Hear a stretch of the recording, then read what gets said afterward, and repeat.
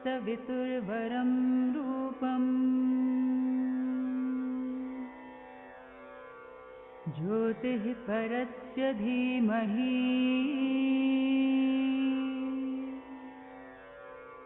यन्नः Satyen दीपयेत्।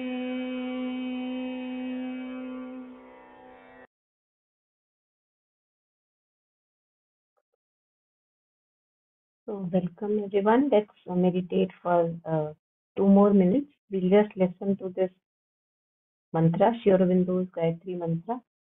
And if possible, and if those of us who would like to try, we can, while listening to the mantra and concentrating, we can place our attention a little above the head. If you can see where I'm hinting at. So not at the top, a little above the head while we are concentrating with the mantra.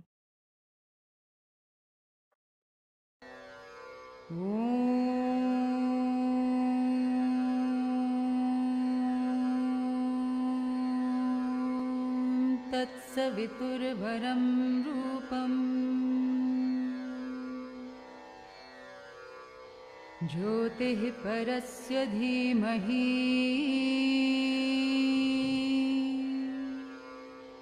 यन्नः Satyen दीपयेत्।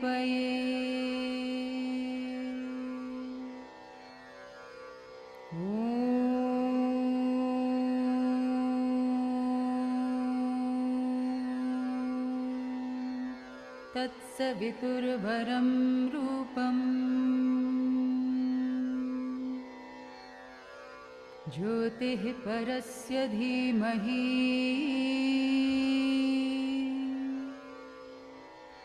यन्नः Satyen दीपयेत्।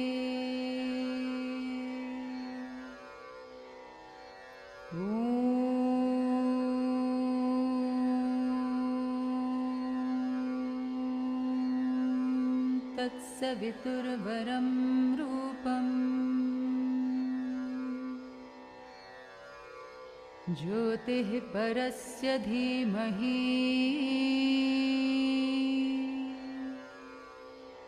यन्नः Satyen दीपयेत्।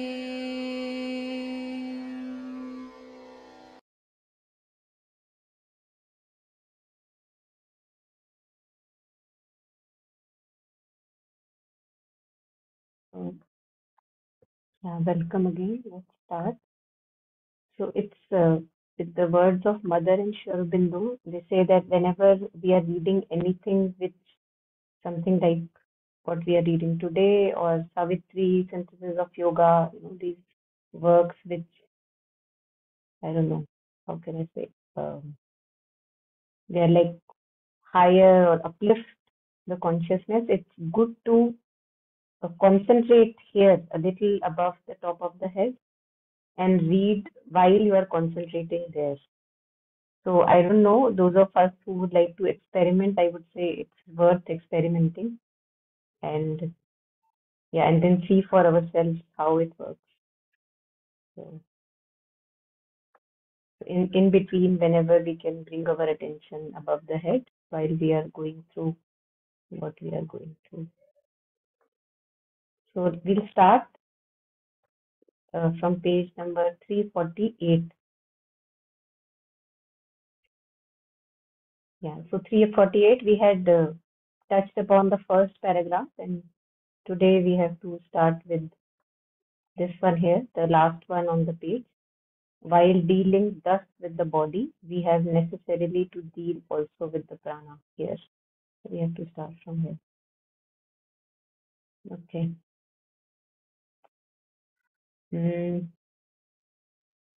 Yeah, anyone who would like to read? Yes, I would like. Yeah.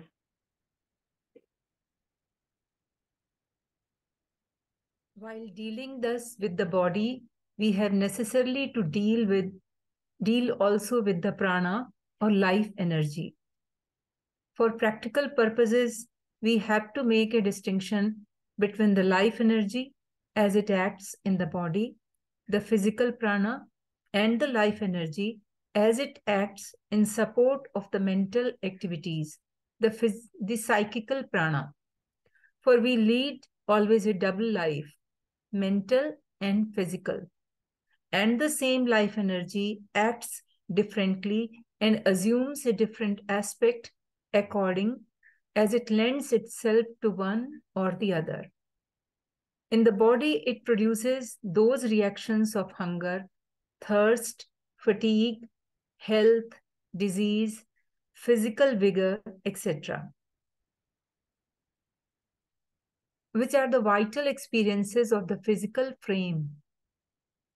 For the gross body of man is not like the stone or the earth. It is a combination of two sheaths, the vital and the food sheath, and its life is a constant interaction of these two. Still, the life energy and the physical frame are two different things, and in the withdrawal of the mind from the absorbing sense of the body, we become increasingly sensible of the prana and its action in the corporeal instrument and can observe and more control its operations. Practically, in drawing back from the body, we draw back from the physical life energy also, even while we distinguish the two and feel the latter nearer to us than the mere physical instrument. The entire conquest of the body comes, in fact, by the conquest of the physical life energy.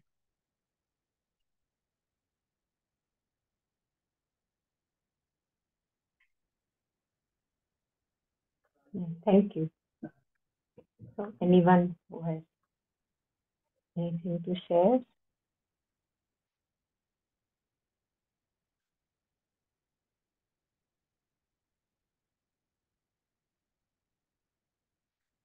Yes, I would like to share that while I was reading and trying to concentrate above the head, as you said, so my main concentration was, my main effort was over there. So I was reading, but missing the meaning of these words also. Thank you. Thanks for sharing. Yes.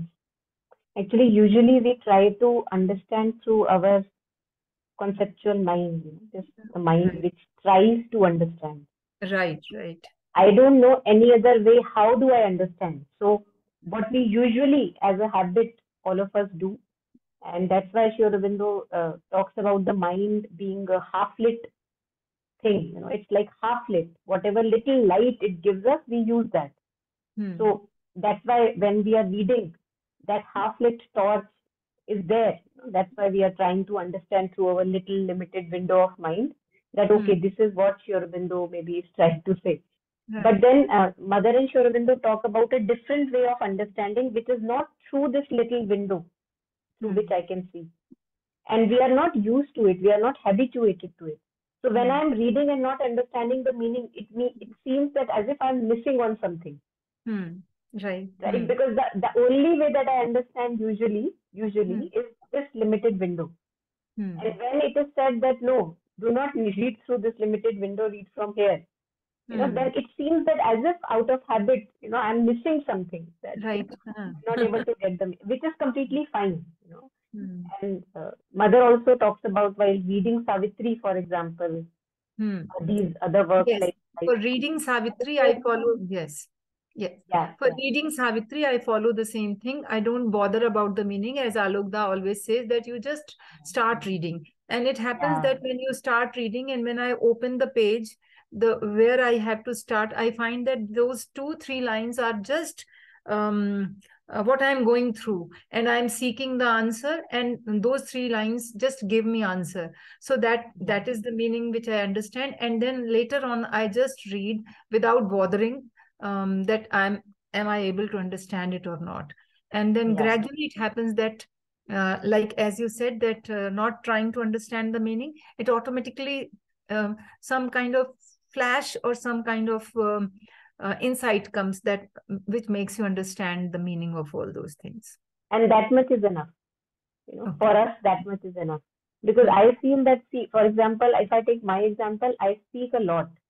because somehow, sessions are there and, I speak a lot. And I still see that no matter whatever understanding may come through while speaking and looking at the words, it's still the limited conceptual mind which is in operation.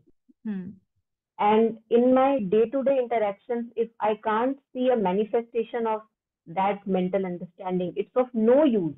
I may take 10 sessions a day, but if in my practical affairs, I see that, oh my God, I am still attached. And, there is the understanding. So the true understanding is not there. So when I'm reading Synthesis of Yoga, whether I get the whole page through my limited window or I get just one line through something deeper, I think that one line is more powerful than just thinking that maybe I've understood the whole page. So, somehow it just, and that's why if we are trying to place our attention here, we will see that the mind has to be absolutely quiet. Otherwise, you can't place your attention here.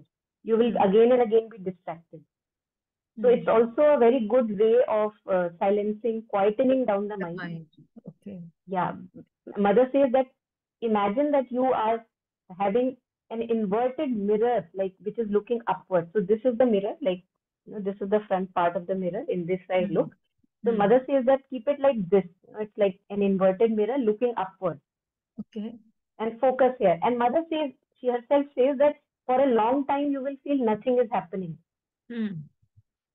But then suddenly, it breaks through. You will start understanding. Yeah, something. And again, it may happen that again I am distracted and that mirror thing is not helping. So we'll move like a pendulum moves. At times it may give me glimpses, but the more I get convinced that yes, it quietens down my mind and it allows the some power to work over me rather than my own conceptual limited mind, I feel that it's still beneficial. And again, without experimenting, I would not know. So if we experiment with it, then only we know whether it's working for me, not working for me. Good. Thank you. Monica, can you please repeat what you said about the mirror? I didn't get it fully. Yes, so when Mother is sharing about how to allow the higher intuition to work, intuitive mind to work, there she says, maybe I can pull it up. It would be nice to go through because what we are reading, it would be nice if we can read through that place where Mother talks about. Just give me a moment.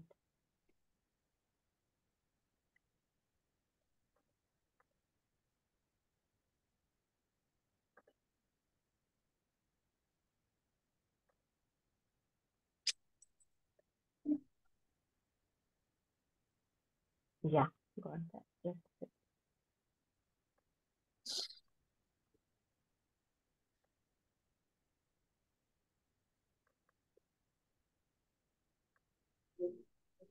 Yeah, so here where somebody is asking Mother about how to develop the faculty of intuition. Now, all of us have glimpses of intuition, right? All of us at times in our lives, we have touched that intuitive sense that as if later on we realize that, no, I knew intuitively that's going to happen or that was the wrong thing to say, that intuition is there, but it is only in glimpses. It comes and goes.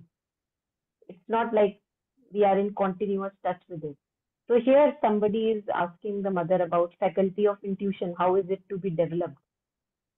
Then again, it is a longer one. We can discuss this maybe someday in Friday study circle. But what I wanted to share today was this mirror thing. Yeah, here.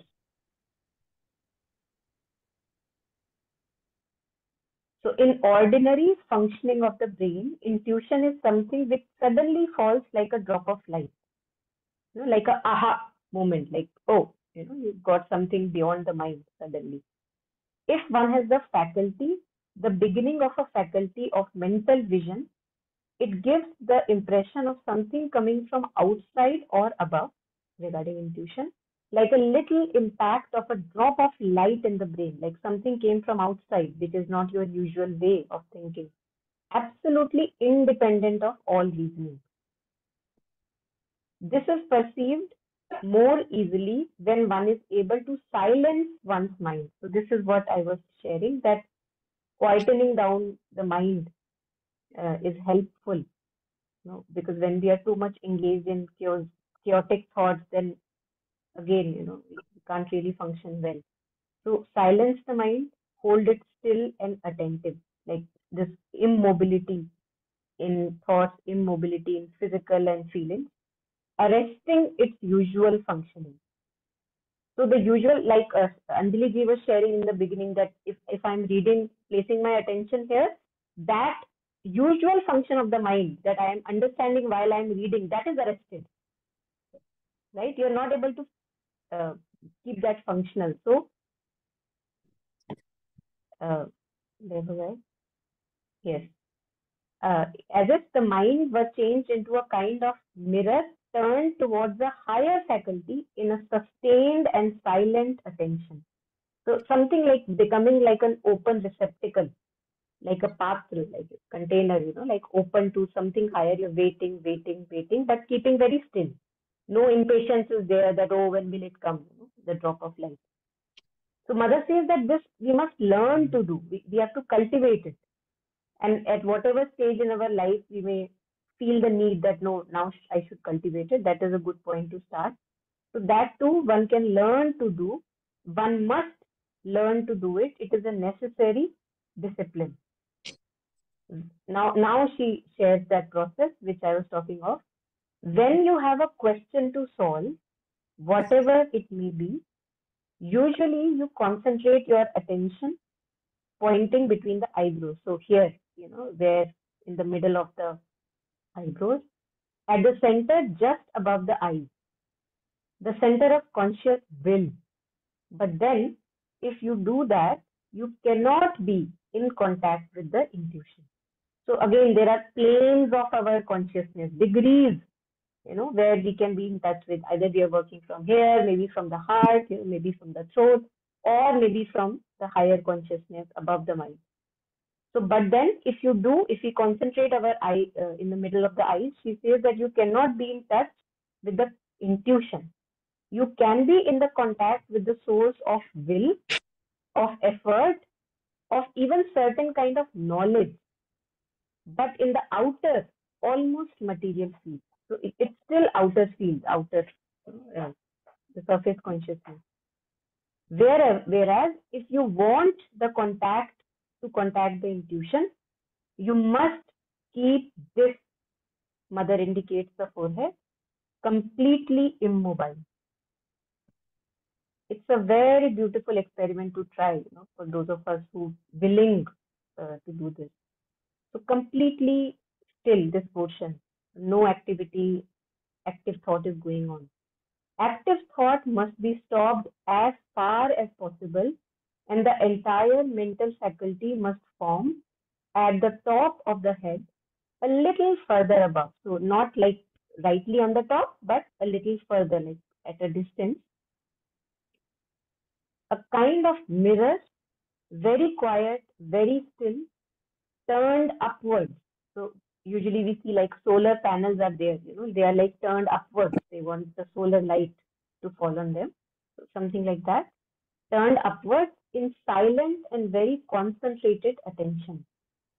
If you succeed, you can, perhaps not immediately, but you can have the perception of the drops of light falling upon the mirror from a still unknown region and expressing themselves as a conscious thought. So when the drops of light fall on that still absolute quiet mirror, one gets a conscious thought.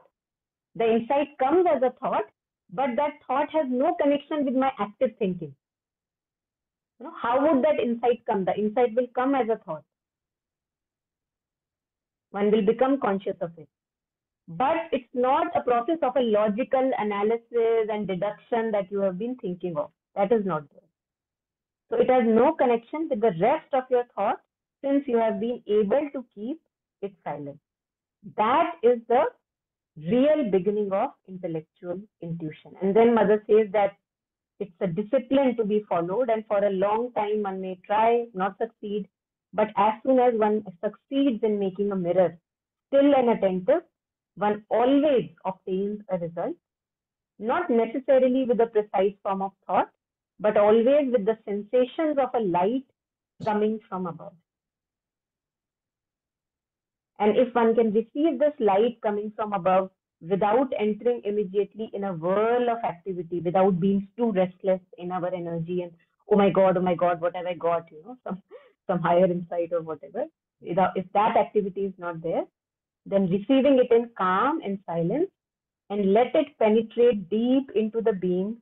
Then, after a while, it expresses itself as a luminous thought or as a very precise indication in the heart, in this other center. So, yeah, this is what. Oh, thank you, Monica. It's beautiful. Yeah. Thanks.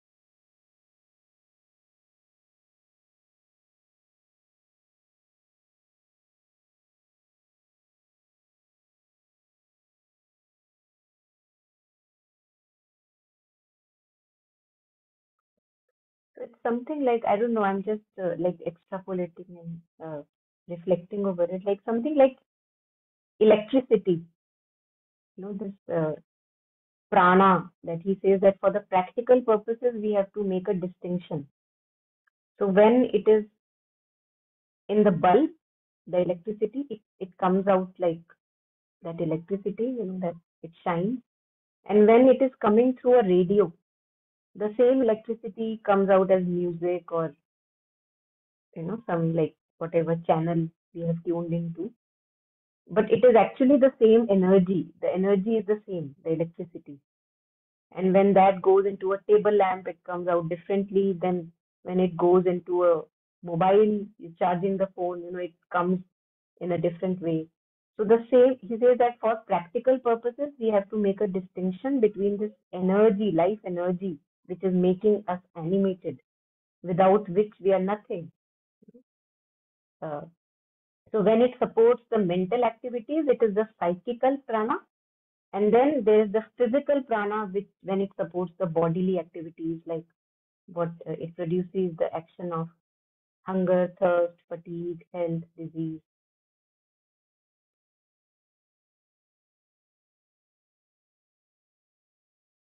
Yeah.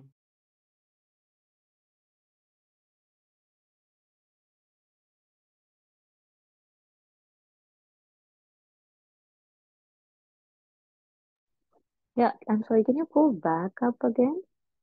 Mm-hmm. I'm sorry, just trying to understand this. So, physical prana, for practical purpose, we have to make a distinction between the life energy as it acts in the body. So, the energy is acting in the body. So, further, they are saying physical prana and the life energy.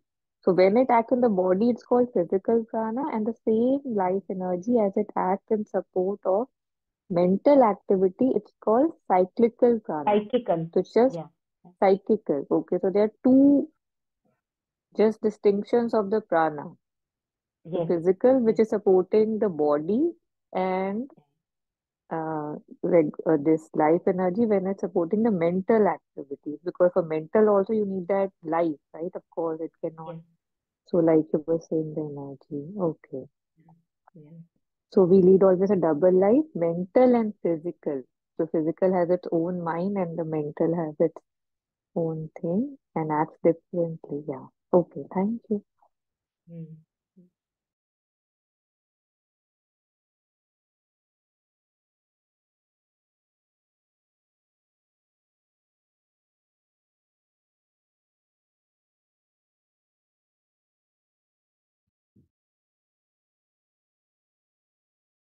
So this, I think, many of us may know more than, because I don't know much about this. I'm just extrapolating with all of us together. This, how in Hindi they say, they talk about different koshas like pranamay kosh, annamay kosh. So I am assuming that for the gross body of man is not like the stone or earth. It is a combination of two sheets, the vital, which again I feel that it would be called as the pranamay kosh, and the food sheet, which would be the annamay kosh, if I'm not wrong. And its life is a constant interaction of these two.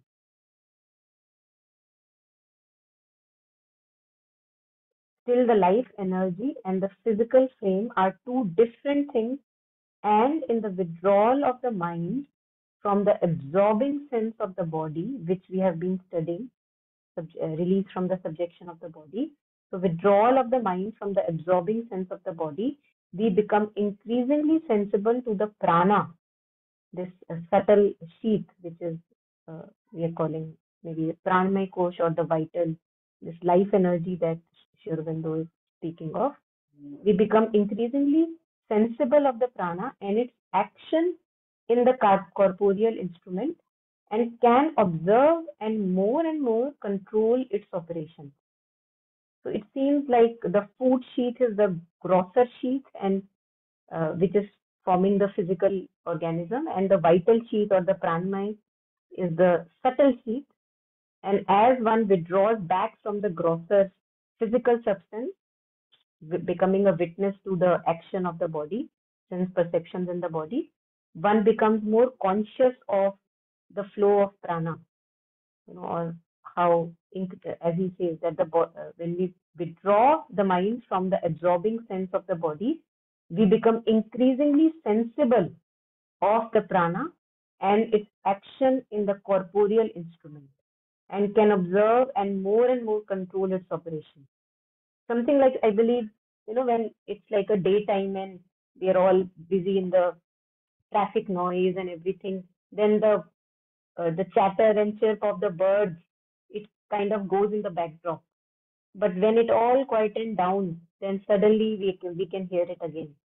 But the chirp was there. But when the pee paw starts, then we are too engrossed there that we can't really be conscious of that subtle chirping of the birds or the subtle noises. So something like that, that when we withdraw our mind from the totally being identified with the body, when we more and more take the witness stance and become a witness to the hunger, to thirst, or the things of the body, then he says that we become increasingly sensible of the prana and its action in the body.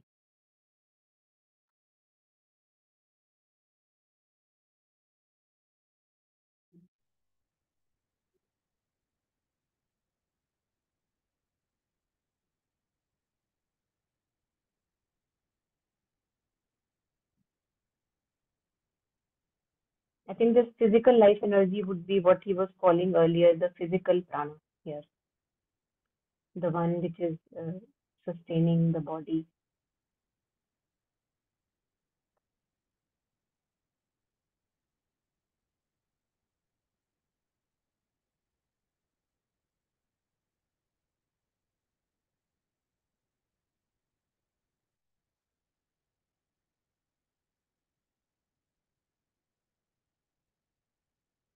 The entire conquest of the body comes, in fact, by the conquest of physical life energy. I think this we have examples with yogis, how they can choose their time of birth, that when they will be like withdrawing, that they have more control and mastery over the body as an instrument. Yes, Taru, please go ahead.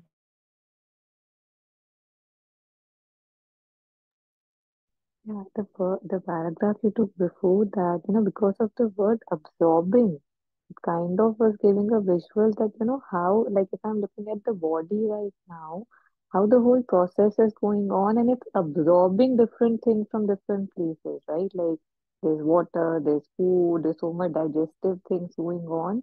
all based on absorbing, right? Like it maintains from the absorption. And yet there's a prana, right? Life energy, which is there, which is capable of lighting me, right? Which is capable of transferring the energy directly to me.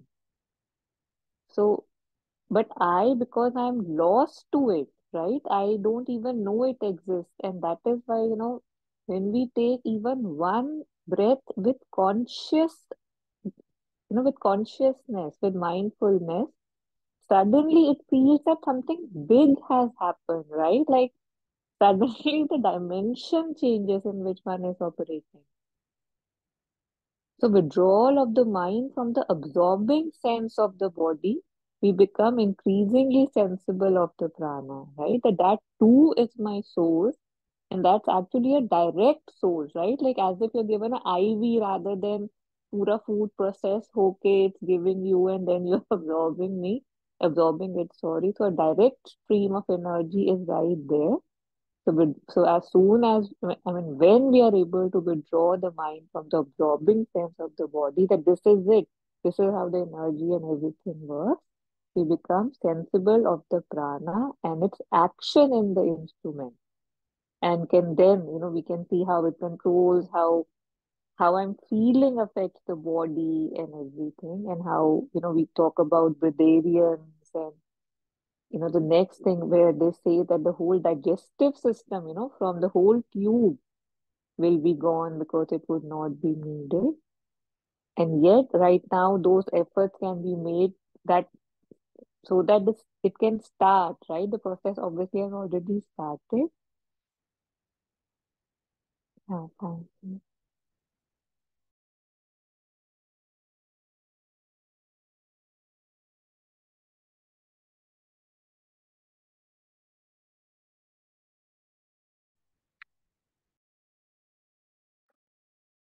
Anything else anyone wants to add on here before we move on?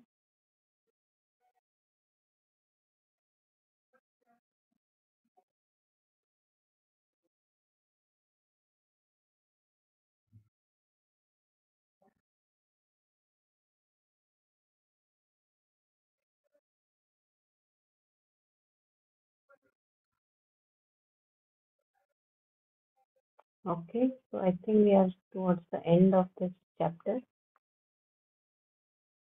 Not that we are released from the subjection of the body, but good to go through the words at least. Uh, so let's take up the last paragraph.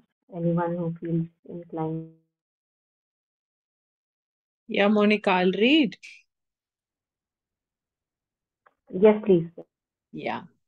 Along with the attachment to the body and its works, the attachment to life in the body is overcome. For when we feel the physical being is not ourselves, but only a dress or an instrument, the repulsion to the death of the body, which is so strong and vehement, an instinct of the vital man, must necessarily weaken and can be thrown away. Thrown away it must be, and entirely. The fear of death and aversion to bodily cessation are the stigma left by his animal origin on the human being.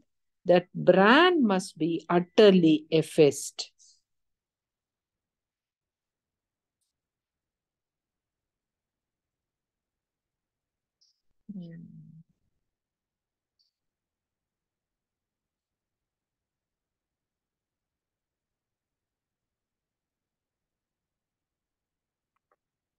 Yeah, thank you.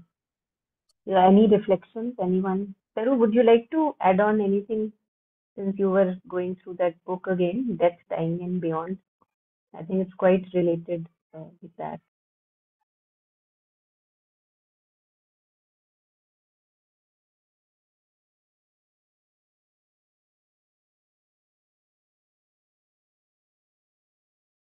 Yeah, actually, the whole book is just about this only.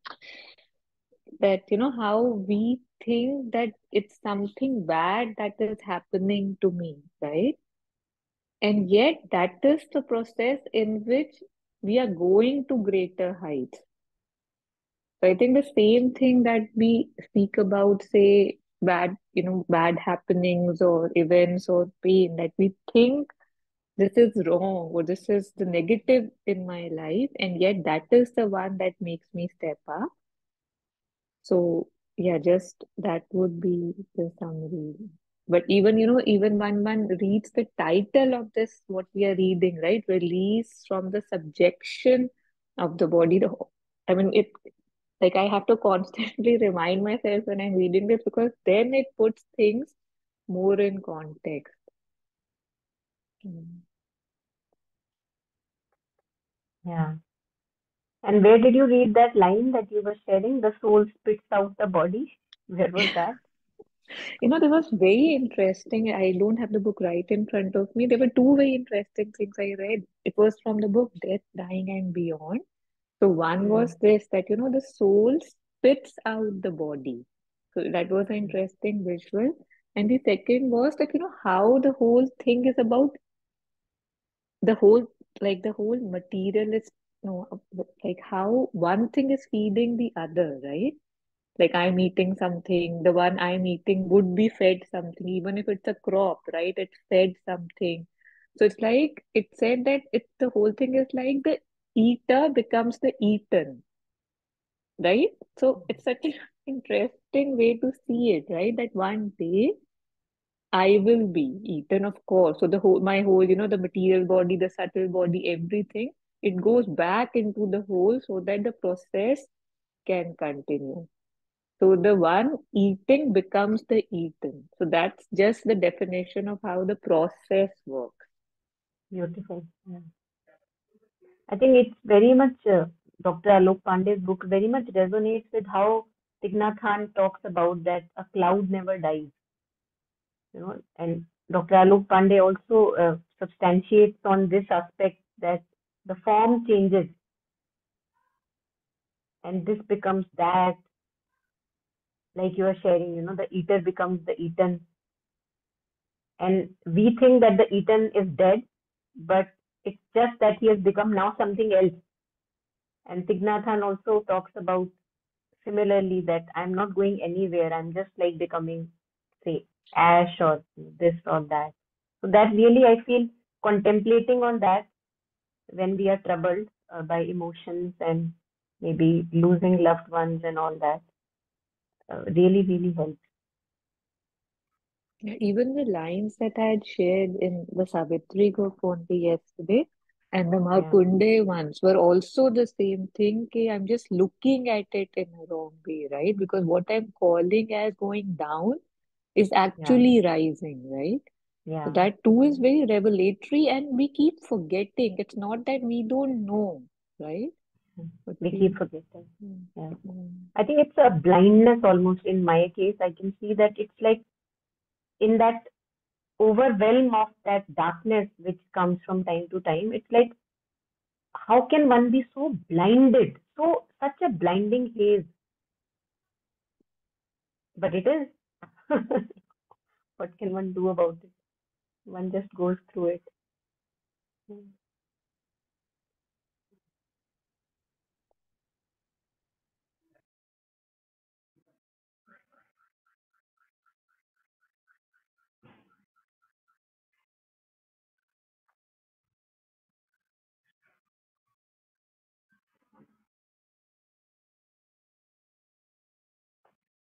So, this would also refer, yeah, please, sorry. Sorry, just Yeah. this, remember once, I don't know where we had heard, like the Dalai Lama was also sharing that, I'm quite excited for my Hmm. time of death, because now I want to see that, all the things that I've heard, read, felt, how exactly would be the passage. Yeah. So it's like, Yeah. how we talk about journey and adventures and traveling, that where will we see that and what would come after this city or that thing. So he said it Hmm. in exactly the same adventurous in explorer manner, right? So that was very Yeah. endearing and enlightening. Yes. Yes. Yeah.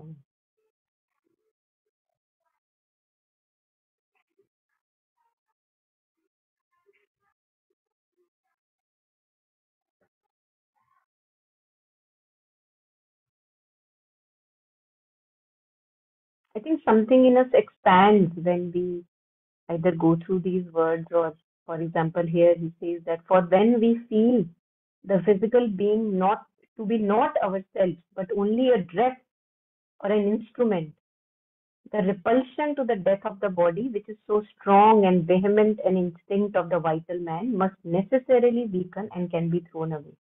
Something in us really, really expands, even if we may be merely, contemplating on the words. Uh, when we are able to see this dropping of the body, just as like dropping of a jacket, like we, change the jacket and take it off, quite expensive.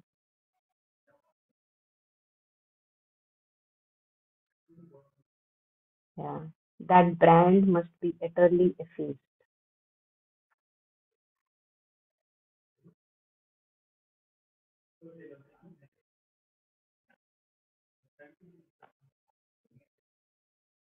Okay, so yes, anyone, anything here? Anyone wants to share?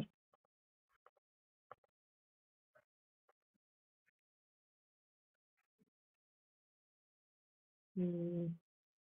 Yeah, me again. So the Yeah, lines that I had shared in the Savitri group, they're so hitting bang on with what we are just reading today. So please I'll go just ahead. read them. Yeah. Hmm. So it says, to weep because a glorious sun has set, which the next morn shall gild the east again, to mourn that mighty strength must yield to fate, which by that force a double strength attain, to shrink from pain, without whose friendly strife joy could not be, to make a terror of death, who smiling beckons us to farther life, and is a bridge for the persistent breath, despair and anguish, and the tragic grief of dry set eyes, or such disastrous tears as rend the heart, though meant for its relief, and all man's ghastly company of fears are born of folly that believe the span of life the limit of immortal man.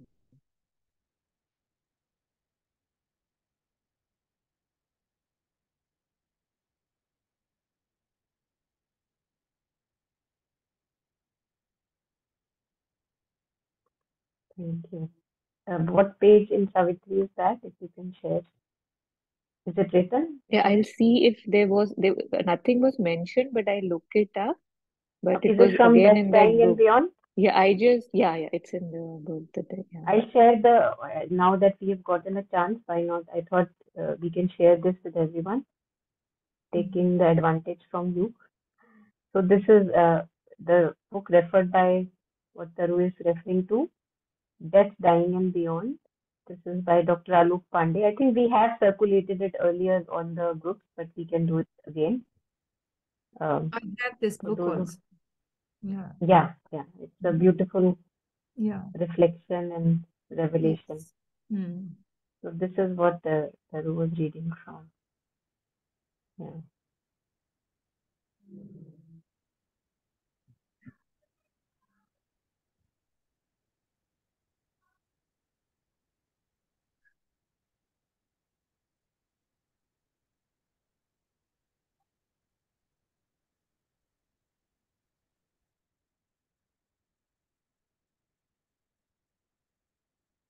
life a short death until by life we are surprised. Mm. That can give some of us goosebumps. Excuse me, what are you saying? Um, Mm.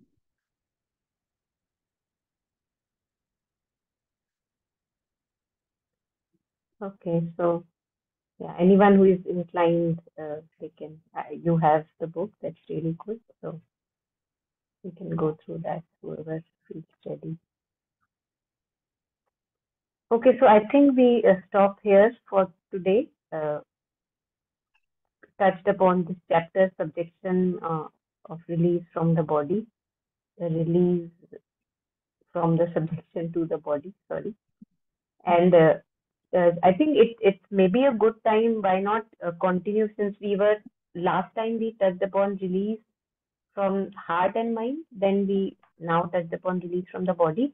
There is also a chapter on, just a second, uh, which we can take up if some of us are willing. It would be nice. So this is what we did a time before we took up the earlier chapter. Release from the heart and mind we had touched upon. And after this, there is the release from the ego. I think this would be very interesting. Yes. So if we are interested, we can continue with at least this one and then again come back to Savitri Mm. if it resonates. Yeah.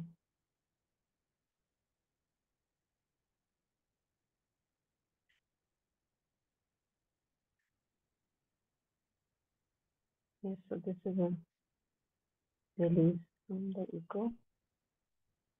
Yeah. The realization of cosmic self. Very attractive chapters. Don't know where to stop. But anyway, so maybe next time we can take up, if everyone is ready, we can take up Yes. release from the ego. Yes.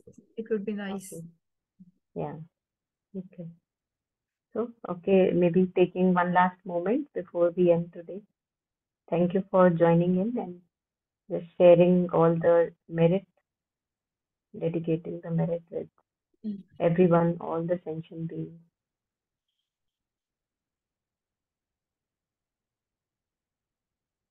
May our hearts be full, contented, minds simple,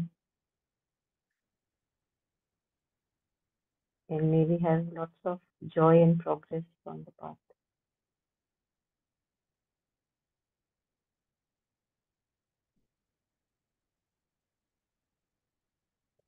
Thank you, everyone.